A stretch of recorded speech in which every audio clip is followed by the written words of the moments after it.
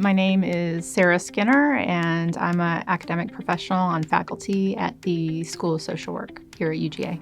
I've been teaching since 2016. So I came from a military family. We did move around a lot, which is very common. Most military families move every 3 years, and my family was the same. So I lived in Germany as a very small child. I lived in Fort Knox, Kentucky for a while. I lived in Fort Belvoir, Virginia.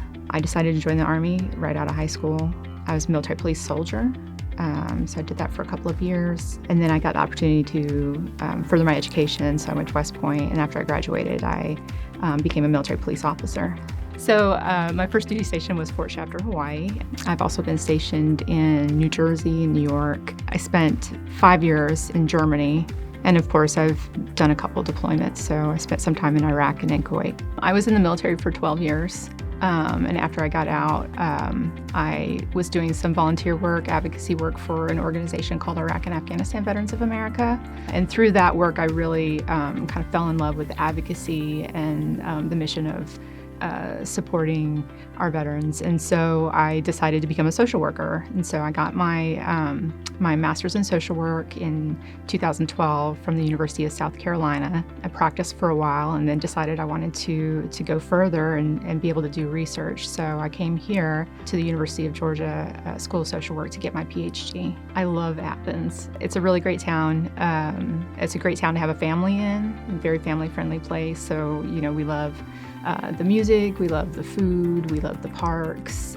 I mean, I have 2 boys. They're both in the Boy Scouts and pretty active in that. We have 2 large dogs, a golden retriever and a black lab mix. We go to the dog park on Sundays. That's kind of a little family tradition. And then usually at least once a month, my husband and I'll go out and catch a band or a show at 40Y or the Georgia Theater.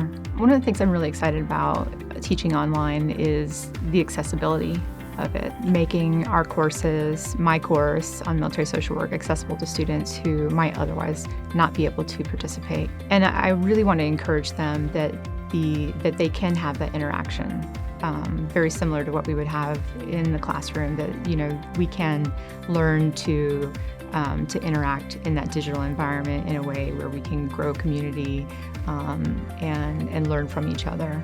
I want my students to be comfortable talking to me and knowing that they can let me know, you know, what's going on in their life and letting me know kind of where their interests lie. And I know a lot of students have anxiety about taking courses and expressing themselves. A lot of students have anxiety expressing themselves online and in writing. And so I like to normalize that. And being very kind of upfront about, you know, everybody feels this way and it's common and it's okay. And I want them to feel accepted and like their opinion contributes to the classroom. I think an ideal student would be a curious student. So that's kind of what I'm looking for. Are they curious? Do they want to learn? You know, most of them come to social work because they want to help people, because they want to improve their knowledge and skills so that they can, you know, serve their community and serve populations better. I'm not so much interested in sort of a pass-fail mentality, and I think a lot of our students kind of come with that sort of, you know, sort of pass-fail. Am I doing things right or wrong? That kind of black and white thinking.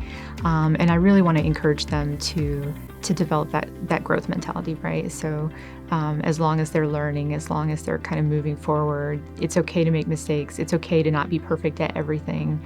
None of us are. I think that to me is a sign of success academically and in life.